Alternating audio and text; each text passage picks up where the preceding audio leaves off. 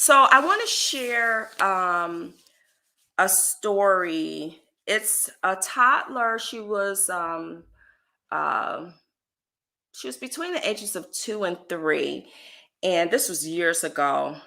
And before I even met mom and the toddler, mom let me know that her primary concern was eating. The child was not eating. She didn't have any other issues, and she also stated in the intake paperwork that it was sensory related.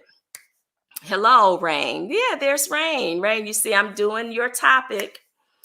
Um, so this so the parent had told me that she believed it was sensory related. So I asked her to bring in a variety of small food samples. I didn't want her to go to the grocery store and get anything special, just whatever leftovers you have in the refrigerator, what you have in your cupboards. Just bring, little small samples to the initial evaluation. And of course, I used what I had at the clinic.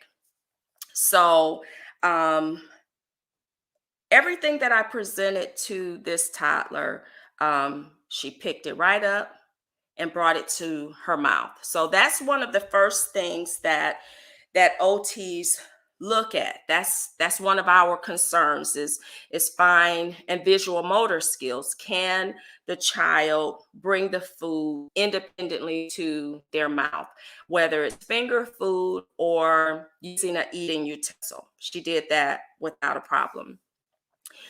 Everything I presented to her, she placed it in her mouth with no problem. The problem came when it was time for her to swallow.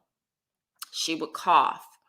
And so, whenever your child is eating and they start to cough, that is an indication that they may be aspirating some of that food. So, that means that instead of the food going down the digestive tract, it is going down the respiratory tract. Okay. And they can get uh, aspiration pneumonia, and that could lead into a lot of problems.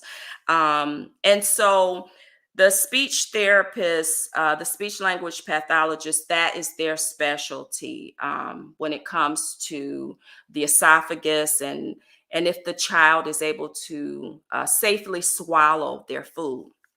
So, so with this child, I let the mom know. I said, I don't see any OT related issues. She's picking up her food independently. She's placing it in her mouth. She appeared to be chewing adequately, but there was that cough. So I recommended that she needed to get a speech evaluation. And so later on, when she finally got her speech evaluation, I found out that the child had a high palate.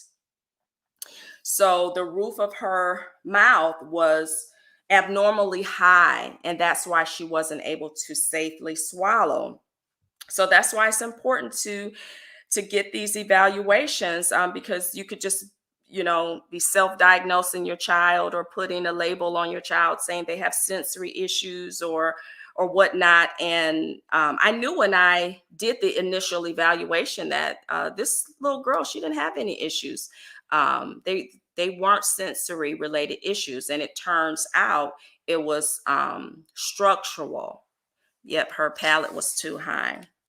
Very interesting story. But I will be back next week, the same time, same place, 6:15 p.m. Eastern Standard Time.